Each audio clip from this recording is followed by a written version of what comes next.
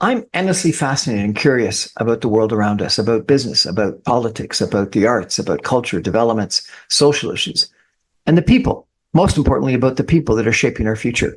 Every night, I get the opportunity to have conversations, to dive into conversations with thought leaders, with change makers, entrepreneurs, politicians, and everyday heroes who unpack the ideas and stories that I think matter to all of us.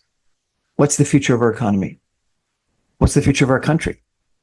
How do we build stronger communities? What can we learn from music, theater, sports, politics, the arts? How does policy shape our real lives? What does leadership look like, real leadership in today's environment? If it's interesting and relevant and topical and we're talking about it, you'll hear about it here at 6 o'clock on the Brian Crombie Radio Hour. I want to have real conversations, in-depth conversations. These are ideas we're sharing. This is the Brian Crombie Radio Hour. Thanks for joining me.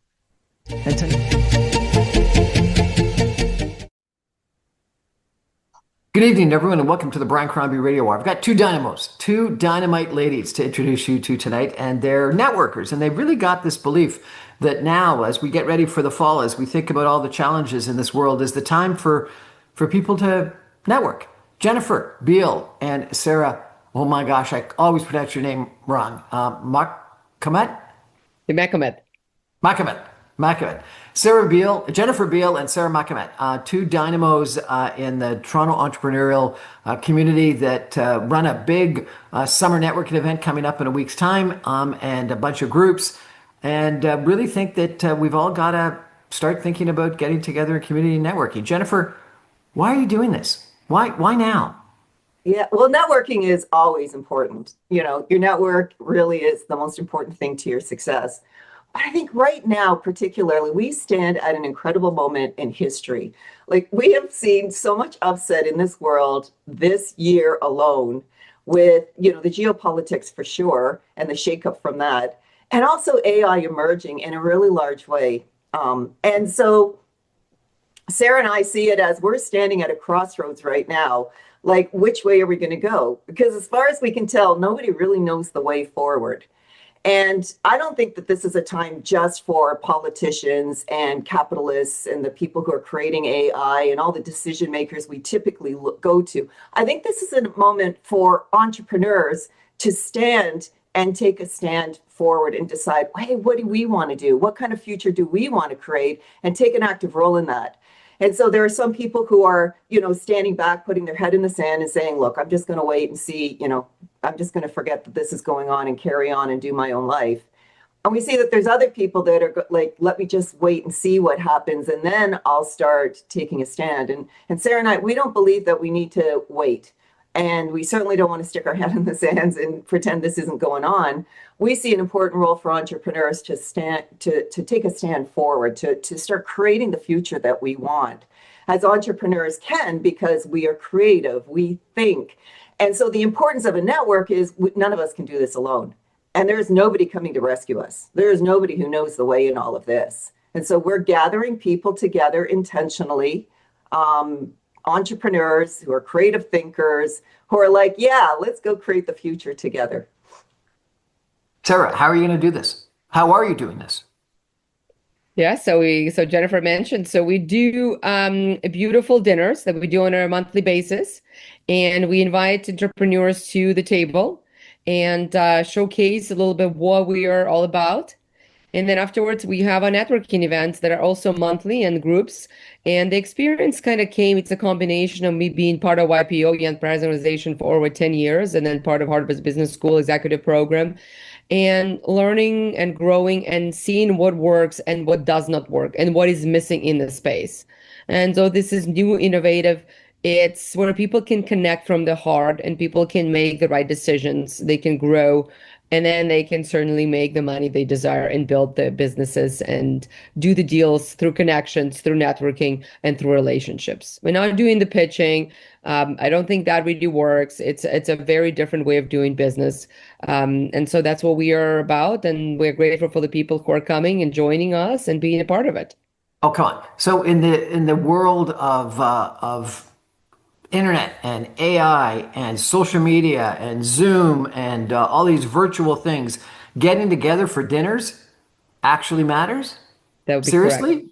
I would say it Seriously? matters more than ever, Brian. And what we're finding is people are really thirsting for this, to be able to come together, see people, look each other in the eye, smile, and have conversations, long conversations that don't end because, the Zoom hour is up or whatever. We do long dinners. They're 3 hours. And also we have conversations around not the problems that we face and the challenges that we have and how are we going to fix them. I mean, we show up from a place of we have a lot to offer and everybody else has a lot to offer. And so we're stepping into the possibility of what we can create together. Everybody has capital. They may not recognize what they have, because typically when we think of capital, we think of financial capital. But people have gifts, from the heart, passion. People have skills. They have knowledge, insights into things that are going on. We have people at the table that have worked for publicly traded AI companies. Like, they know more about AI than I could ever figure out on AI. And so we're coming together and we're sharing our wealth that we have, all of the capital that we have, including our connections, bringing it all to the table and saying, look, what do you want to do together? And so a lot of collaboration starting, just like Sarah and I are collaborating, a lot of collaborations are birthing at these tables. So how do I get invited to one of these dinners? You're invited. How do people that are listening tonight get invited to one of these dinners? What are you suggesting? They all should call you up and invite themselves to dinner, or they should have their own dinners, or what's your recommendation to all the people listening tonight?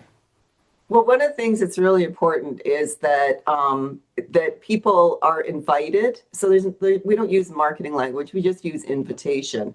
And it also matters who's at the table. And so we curate this. We're very considerate of who we are inviting and who we want to meet at the table, because there's only 10 of us. And so it's by invitation. And if anybody's listening tonight and wants to be invited, then all they need to do is reach out to Sarah or me. We're on LinkedIn. They can connect through us that way. You could Google search us and find us. They could connect to us through you, Brian, and we'll invite them to one of the dinners. Now, you're invited, Brian. You can. We want you. What do you mean? What do you mean curate the dinner? Because I've found that there are some dinners, some networking events that really work, and some that don't. And it's something about curating the people that are at the event, and then there's also something about sort of steering the conversation or chairing the table that I think is key. What do you guys do anything in that regard? You mentioned curate. Tell me about curate, and do you do anything to sort of control, steer, chair the table? Yeah, Sarah. Yeah, we definitely do that. So we we look at who's at the table. So when people send to us the invite and they say, okay, I'd love to join, dinner, we'll take a look and see who are they, where are they coming from, their background, and make sure they're a fit. So it definitely is curated. And, they may not be for this month. Maybe they'll join next month based on the group. So we want to make sure that people mash, that they do get along, that they do get value from attending this dinner as well. That's very important, as Jennifer mentioned to us. And so they all curated. We know every person, they have their own name tag. They have cards to share, referrals to give, gifts to share. And so it really is very well put together, thought through, and curated to ensure that it is of the most value to people attending. Yeah, like what's one of the biggest challenges you see when you go to an event for the reason that it wouldn't work, Brian? Well, right now I'm sitting at the dining room table of a favorite uncle of mine, and he was renowned for putting on incredibly good dinner parties. And they weren't networking parties, but they were incredibly valuable dinner parties. And he would put name cards out so people would know, and he would get people that didn't know each other together, and he would think ahead of time of the connections between the people that might make sense. And that might not be why people would end up having a fascinating conversation, but it is the reason why they started the conversation. And he would, I remember one dinner party where he invited a minister of a local church, and he knew that I had some interest in some of the topics, and it was specifically Paul. the disciple Paul, and he started the conversation. Now the conversation then went on in depth thereafter, but he started the conversation, and he did it with numerous different people. I had someone that was sort of someone like you, Sarah, a niece of his, that was into banking, and he connected her up with a sizable entrepreneur that was expanding across New England. And so I think that there's something about organizing the table and starting the conversations and chairing the dinner, and then it flows from that. But to make it all spontaneous sometimes doesn't work. It's good to have spontaneity, and allow the collisions to happen, but sometimes they need a little push, a little nudge. Well, one thing that you just mentioned that I think is really important and why we do it is there needs to be food, there needs to be drink, and most decisions are not made in a boardroom, they're made around a table. And so creating the atmosphere of relaxed, enjoy, hospitality, come feed yourself. You're here to feed, eat, and share with other people. Pass the food around. We'll also pass the gifts that you have around, or the capital that you have around. So it creates that atmosphere. And I love what your uncle did. I think that's beautiful. And so we always do it around a meal. Very important to do it around a meal because of the hospitality. And the second, as Sarah said, is, making sure the right people are at the table too, that are going to be able to have these juicy conversations that could lead to something like the event that you were at with your uncle, where there was somebody who had capital and there was somebody in need of capital, and it worked really well. So we're looking for all of that. And then, yes, definitely what happens at the table matters. And so Sarah and I, we are part of the conversation. We are not we aren't the leaders, and we don't have all the answers. We then invoke through powerful questions a conversation that would be meaningful for the people at the table, so they get to know each other.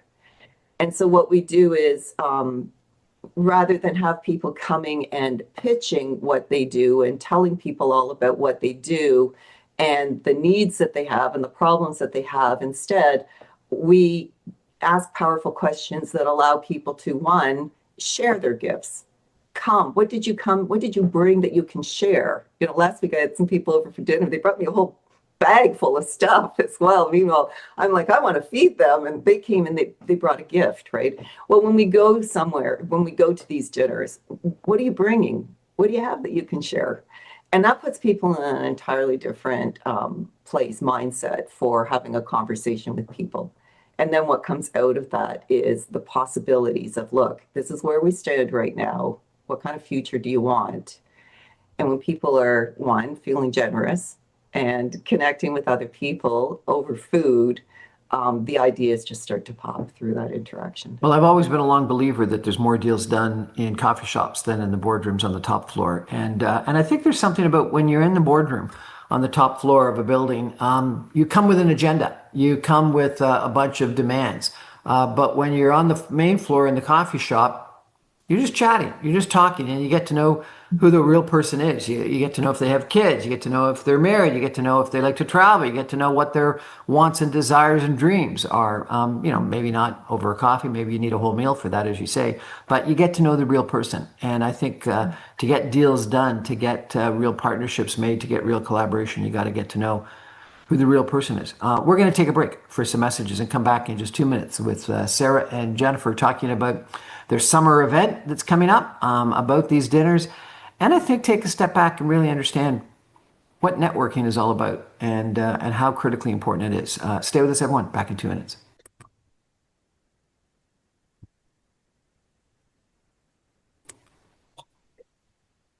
Welcome back, everyone, to the Brian Crombie Radio Hour. I've got Sarah Makhomet and Jennifer Beale, two incredible networkers, two incredible dynamite entrepreneurs, ladies that I've had the pleasure of getting to know over the years because they're just really great connectors. And they want to talk tonight about some events that they're holding, but also sort of the skill of networking and making connections.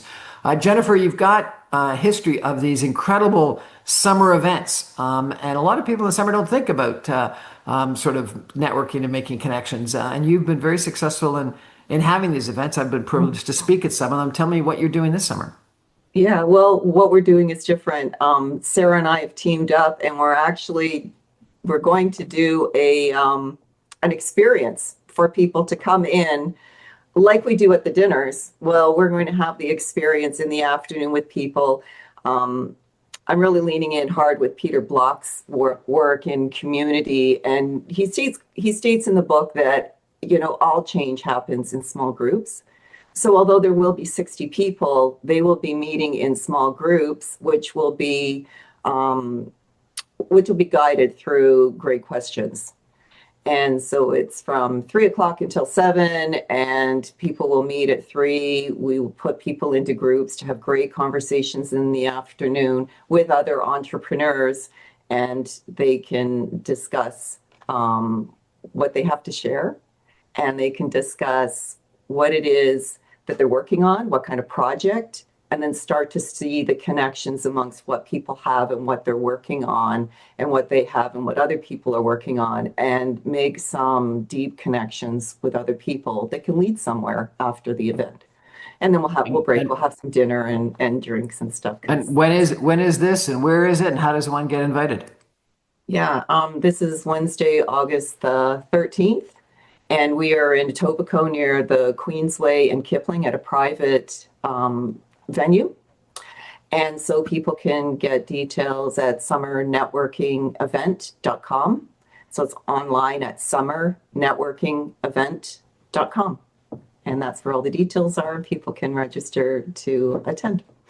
This afternoon, it's 3 p.m., starting at 3 p.m., like 3 till 7. So it's a great time. And Sarah, when you get into this small group, how do you catalyze a good conversation? How do you make sure it happens? It's a great question, Brian. We do have leaders who are coming from our own networking groups now who are going to be facilitating and helping us do that. So they're trained, they know what to do. And so they'll be facilitating and chaperoning and guiding to ensure that the right conversations takes place and that people are, communicating and their exercises and everything else. So even though it is small group and it's just Jennifer and I, we do have incredible support team that's going to be present to ensure that people get utmost quality from this attending. And is there a fee? Yes, there is. Tickets are $119 advance or early bird. That's on right now for this week. And then tickets are at the door are $149 if available. I think we'll be sold out though because we almost are. At capacity, yeah. Well, your events have been fantastic in the past, Jennifer, and so I'm sure this one will be a big success as well. And so good luck and congratulations. Let me take a step back, if I could, with the two of you, because I think that people have sort of lost the skill of social connection, of networking. You think about dating, people are using apps to connect up with people rather than necessarily going and meeting people. When I think about, kids that have gone through high school or university during COVID, they missed out on a lot of those, school clubs and school band and school teams, and or the university experience because they were locked down for 3 or 4 years. I've talked to many young people today where they haven't had that experience, and frankly, they're now doing hybrid work where they don't end up going to the workplace often enough. I don't work downtown anymore. When I go downtown, I walk through the concourse or walk along the street. I always bump into someone I know and have an interesting conversation. We exchange business cards or connections, and we end up, connecting up and doing something together, whether it's business or social or introducing or something like that. And so that those spontaneous connections that happen when you're at an event, at a party, at a dinner, or just walking around and you bump into people are incredibly helpful and important. But I worry that so many people never learned that because they didn't have the experience in high school or university, or they don't get it often enough because they're working hybrid and don't go to the job and meet people. We've lost something in that. How do you get it back?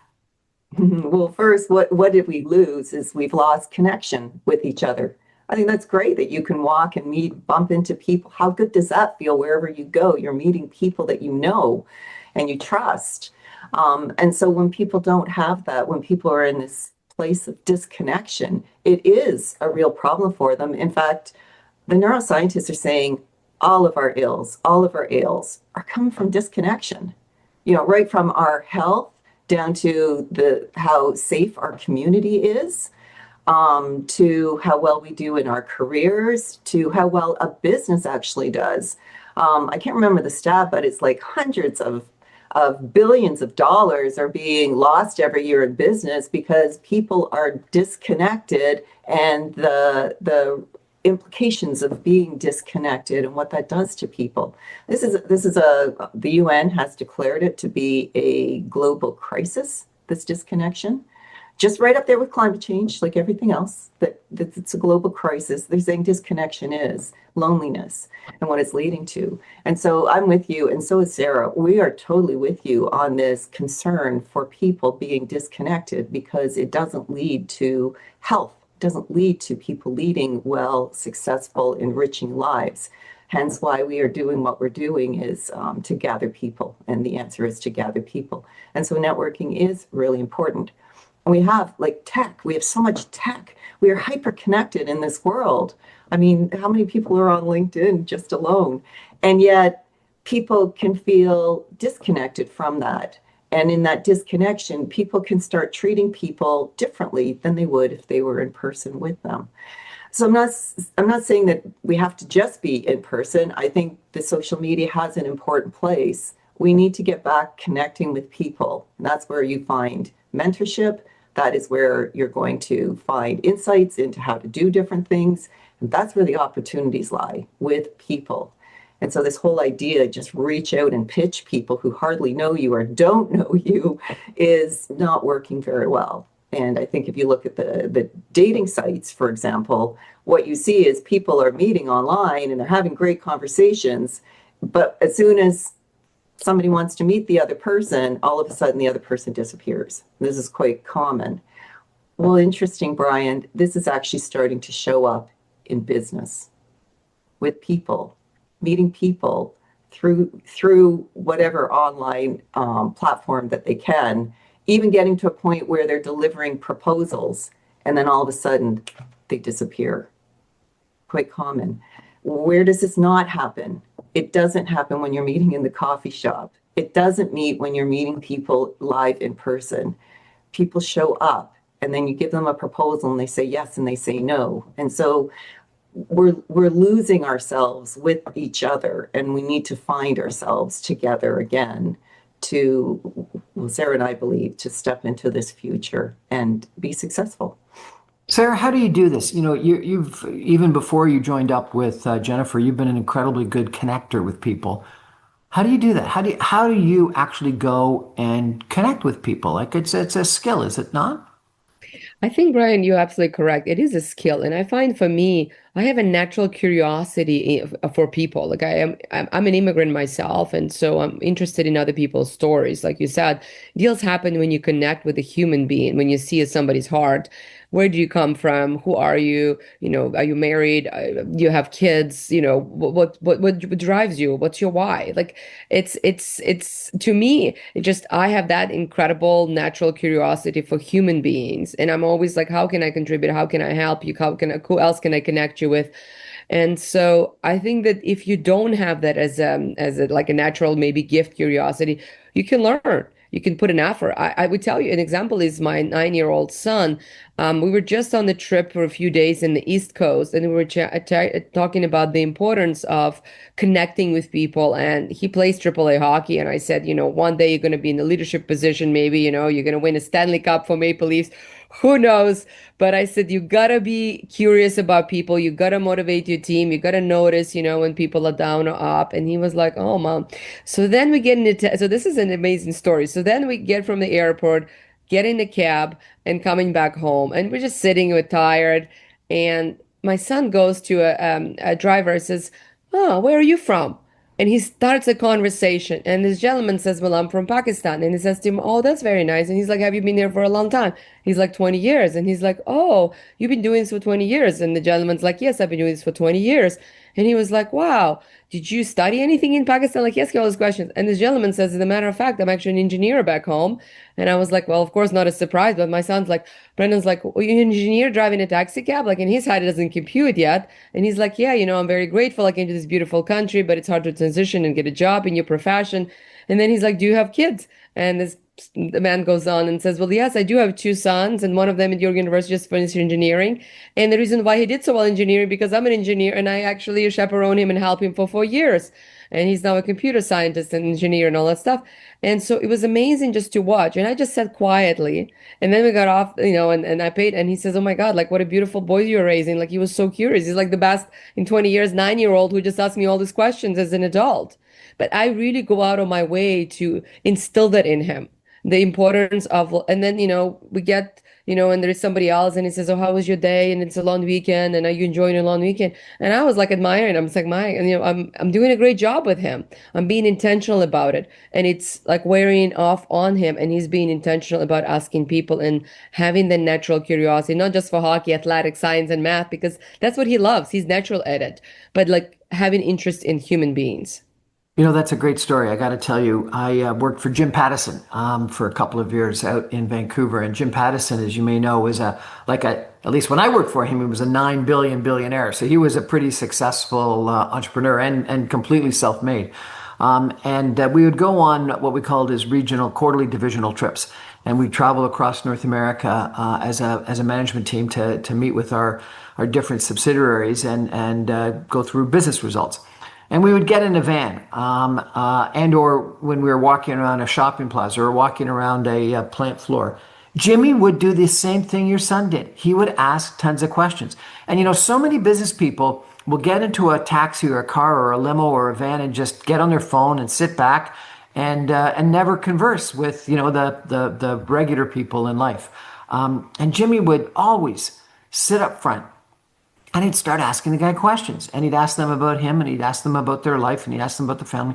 But he'd also ask them about the city. And he'd ask them about the retail stores. And he'd ask them, questions connected with how they, in their real life, interact with some of his businesses.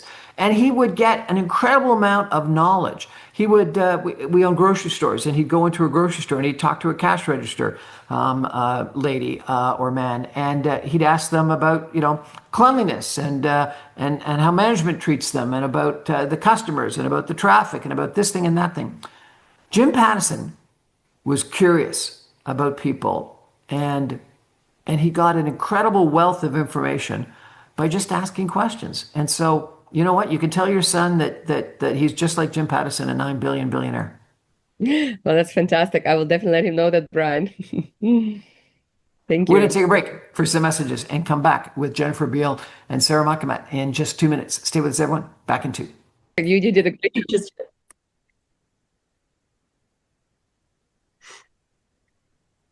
Welcome back, everyone, to the Brian Crombie Radio Hour. I've got Jennifer Beale and Sarah Makhomet with me tonight. Jennifer has organized these networking events, and she sends out regular emails about things that are coming up, and she's a real connector in the Mississauga, Greater Toronto Area community. And if anyone has been an entrepreneur going to networking events you've heard of, if not met Jennifer Beale over the years, she's just a dynamo. And Sarah Makhomet does the same thing. And it's a real pleasure to connect up with the two of you again. Jennifer, I want to ask you, we've heard this story from Sarah about curiosity and my story about curiosity with Jim Pattison. When you're going into a room, or before you're going into a room, and you want to connect up with people, are there things that you do such that you're more successful? Because a lot of people, they go into a room and they either just talk to the person they know, or they clam up. Like, is there a how to do networking best recipe? Yeah, I think there is. Well, I have to really think about what I do because I've been doing it's just natural right now for me. But yeah, before I would walk in, as I'm going to an event, or even when I'm registering for the event, I get all excited and I think in my mind, oh my gosh, I wonder who I'm going to meet. And so I'm walking in this state of excitement when I'm walking into the room. And then the first thing I'm going to do is I'm going to look for somebody I know. Okay, I'm going to warm up with somebody else. I'm an introvert, by the way, and I have a very, very high aversion to rejection. So what I'm sharing with people, this will work for anybody, especially those of you who are uncomfortable with networking. But I look for somebody I know. And then I'll just walk up and I'll start connecting with somebody and get warmed up with somebody that I already know. And then, as you know, people join. People come in and they join. Um, I'm selective about the events that I'm going to go to. I don't want to sit at a large table of people where I'm only going to get to talk to the two people beside me. So recently, Sarah and I, we went out to a golf networking, and there was a dinner, and then it was nice, and we got to meet some people, and we got to meet the host. And the second thing is, if I don't see anybody that I know in the room, then I'm going to look for people who are smiling because that's going to be warm. I'm not going to get rejected there. Or the second thing I'll look for is somebody who's standing alone, and I'll go up and I'll help them out because I don't want to be alone and they probably don't want to be alone. And I'm going to make instant friends with somebody when I take away that I'm all alone in this room and it feels uncomfortable. And if I don't see anybody smiling, then I'm probably in the wrong place. But if I don't see anybody I know or anybody smiling, I would go up to the host and I would ask the host, listen, this is who I am. This is who I would like to meet. Could you please introduce me to some people? And so I get people to help me get grounded in the room. That's what I do. And then it's have some great questions to ask people, and what people typically ask is like, what do you do? Right. And I think we need to have a pretty good response for all of that. I do a whole thing on brilliant introductions. There's this tic-tac-toe intro thing that people can have, and it makes it so it's a more interesting intro. I think people need to be prepared. And I think that to become prepared with your intro, you need to speak it out loud when people aren't around. You need to say it like 100 times because we write it, but we never speak it. So that can make people feel more comfortable that they know what they're going to say. But I don't worry about what I'm going to say. I keep it short and to the point, one sentence, what I do. What I do instead is I start asking people questions about them, like, what are you most excited about right now? Or what's a project that you're working on right now that like you're just over the top with? Tell me about it. Or it could even just be, why are you here? What do you want to get out of this event? And those types of questions are a whole lot better than what do you do? It's going to open up other people, and people love to talk about themselves. So anybody who's feeling they're being nosy or prying into people's lives, no, no, no. Questions, people love to share about themselves. They don't often get an opportunity to do that. And so I say very little about myself and I ask questions to other people. And when you feel a connection, when you feel a connection with people, you know. And at that point, you can have what I call a turning point question that might lead into something else, like some kind of opportunity that we could do together. And so I just get to know them. Once I feel the connection, then I'll ask sort of a turning point question to sort of test, is there something more that we could do here? I keep it short. Brevity is great. I don't need to talk about everything at the event. I want to have a meeting with people after, like you said, in a coffee shop or maybe on a Zoom where we are relaxed and there's not the buzz of other people around and it's more private. We can have a deeper conversation. So that's what I do. Sarah, what about you? Are there things that you do that are your secret sauce in successful networking? To be honest with you, I'm kind of like Jennifer. When I go to a networking event, I don't try to connect with everybody. I connect with a few people and I try to connect well. And quite often you connect probably too closer to the people you're seated with. That just happens to be unless you're walking around and doing something. But if you do, you then go into more meaningful, deeper conversations. I know Jennifer and I attending also an event a while back, and it was a dinner. We were seated, and so we kind of got to know a lady who was next to us. She was also an AI specialist, and it was interesting. But we didn't really get to know the other people in the room. It was like I find that if I meet somebody, like if I go to an event, let's say even with Jennifer, right? Like we used to go together, her and I would spend time connecting with her more than anybody else. And I would go to event. I may not have met anybody really or connected with anybody, but I did spend time with Jennifer more and I got to know her better. And this is how the events actually came together by and like understanding how she thinks, understanding she's the right partner, understanding her way of thinking and where her heart is at the right place. And then saying like, I really think that this could be a great, opportunity of putting things together and building something great. So I don't try to meet as many people as possible, but I try to meet a few people, get to know them well, and then build something of quality. That's sort of been my recipe for success. But I was yesterday at a tennis event at National Bank, and I tell you, I was with the lady who's, I mean, she's a dynamo networker. She got to know every person in the room. She had all of their LinkedIns. She connected with all of them.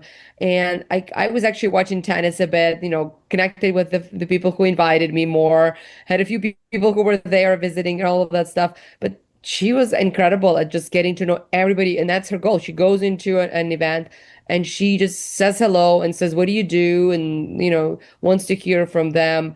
And I was like, wow. I mean, it's also an incredible skill to be able to do that. And if there's 20 people in the room, she knew every person and what every person did and who they were, and she connected with them on LinkedIn right there and then. She asked for their name, logged in, she connected it, and so it was incredible to watch that as well, because I don't have that. That's not the skill that I personally have and that I use. Let me offer you a couple of suggestions, see what you think of it, because I've studied this and really tried to get good at it. The first, I think, is preparation. What I do is before I go to an event, I don't do it all the time, but I try hard to do it, is I look at who's coming and think about people I would like to meet, so that I go into an event, particularly, I go to a lot of conferences, business conferences and things like that, and I think about those people that I would like to connect with, and I either send them a message ahead of time, look forward to seeing you at the event, look forward to hopefully we can grab a coffee or a drink or something like that, so that I got a couple of people that I know that they're going to be there, what they're all about, or a little bit about what they're about, and set some preparation that will connect. The second thing I try to do is sort of what you said, Jennifer, about, I set an intention, and it's not an elevator pitch, but it's what I want to achieve out of it. And so I do practice, what I'm going to say to people, not pitch like, but, my opening gambit, what it is that I want to achieve by going to this event. Otherwise, I'm just going to go to an event. I want to go to the event for some reason. The third thing that I like to do is I think best described by that Chinese concept of guanxi. When people exchange cards in China, and we make sometimes fun of this, but what they do is they present a card in front of them to you. And the reason why is when you receive it, you're supposed to receive it like a photograph. And you look at the card and you study, the name, the title, the company, the location. And the reason why you're doing that is really for a couple of reasons. The first is so that you can make a connection with the person. Oh, you're from South Etobicoke. I know some people in South Etobicoke, or, you're in banking and, do you know? So that you make some sort of a connection between the person. And then the second thing is that memory block, that memory game of once you connect someone about something, oh, it's Sarah from South Etobicoke, you'll always remember Sarah's name because she's from South Etobicoke. You've made that memory connection in your brain. And then the third thing is so that you can think about what you can do for that person, which is, I think, the fourth thing, is that idea of reciprocity, is that if you can do something for someone else first, the chance that something will come back to you is far greater. So if I think, oh, I know someone that is in need of some banking assistance, and I know Sarah does that kind of mortgage broking, loan broking business, I'm going to introduce Sarah to blah, blah, blah over on the other side of the room, and I take you over and introduce you to that person, the chances are that you or them or someone is going to introduce me, because the luck that we actually needed to meet and needed to do business, it's low. But if I connected with you and helped you and connected with them and helped them, that I've multiplied by, an exponential factor, the chances are that one of the two of you will know someone else in the room that is the right person for me to meet.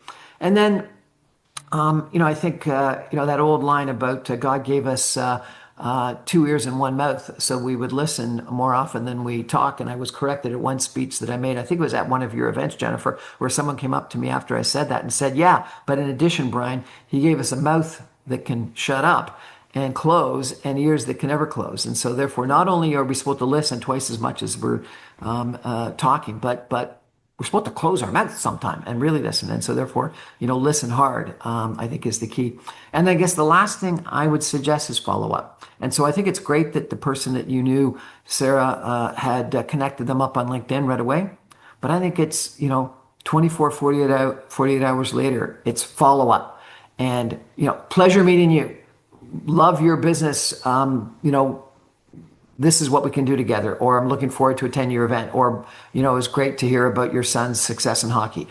Following up with people within 24 or 48 hours, I think is key, because it cements the relationship and the connection. Anyway, those are a couple of suggestions for you. Yeah, and one thing I would add to it is that I think social media has made this a lot about quantity of connections as opposed to quality. And so we can meet lots of people, and usually nothing's really going to come of it, and we may tuck it away. It's in the back of our mind.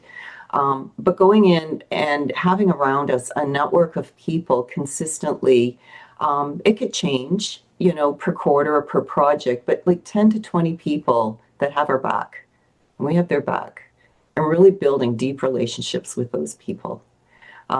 Recently, in one of my master classes, somebody followed exactly what I said. And when they did an assessment of their revenue from the past 4 years, they realized that 95% of their revenue came from referrals. And their complaint had been, I'm giving referrals, but not getting referrals back. And when they did this assessment, they identified who was giving them referrals. And I just said, go in there and start building those relationships with those people. Really build in hard there relationships that are based on referral, and watch your business grow. So yes, we could know a lot of people. And also we want to really know people on a qualitative level, and who really knows us and what we're all about and what we're working on and cares enough to want to see it happen. We take a break, a final break, and come back with some concluding comments with Sarah Makhomet and Jennifer Beale in just 2 minutes. Stay with everyone. This is an interesting conversation, because I really think it is a skill that, number one, young people regrettably haven't had the chance to really learn because of COVID lockdowns and remote work and hybrid work and stuff like that. And it's also, I think, a skill that a lot of us, either have lost or we commoditized. We made transactional. It was all about how many business cards you can connect rather than how many connections you can make. Or how many deals can you get from somebody, and then you just get off onto the next person. It's become very transactional. That is an old way of networking.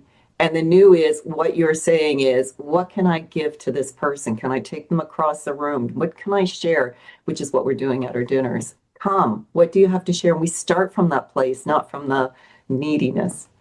I interviewed this one person who, comparable to you, Jennifer, had an attitude when she went to these events that I love. She said, I always go into an event saying, who's my new friend of the day? Who's the new friend I'm going to make today? And if you have that attitude, you go in with a pretty positive attitude. Stay with us, everyone. Back in 2 minutes.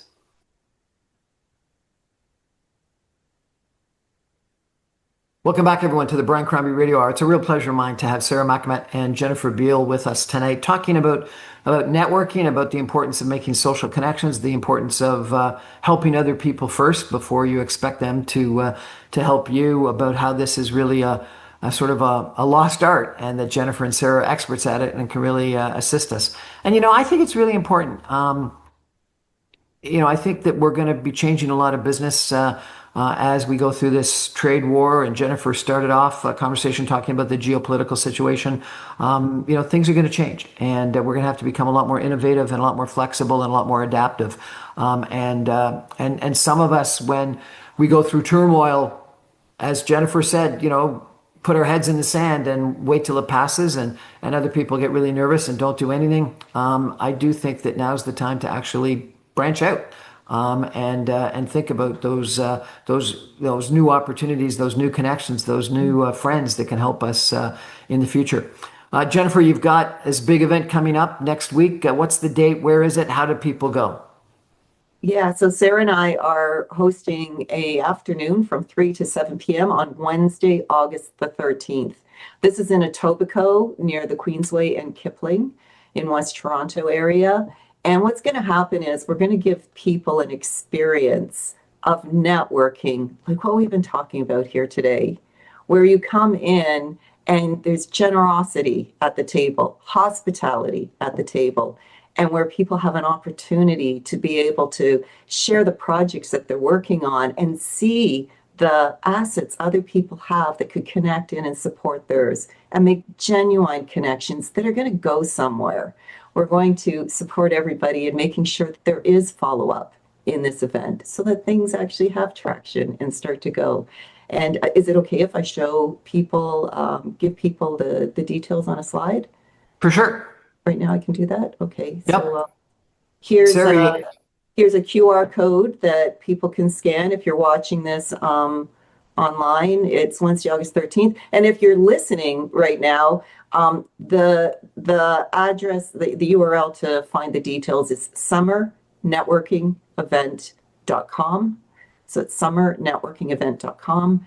We would love you to come and join us and come into our circle of people who are, leaders. We're going to activate our leadership. We're going to step into the future. We're going to create the future that we want for ourselves and for our kids, and also for our neighbors and for our future generations.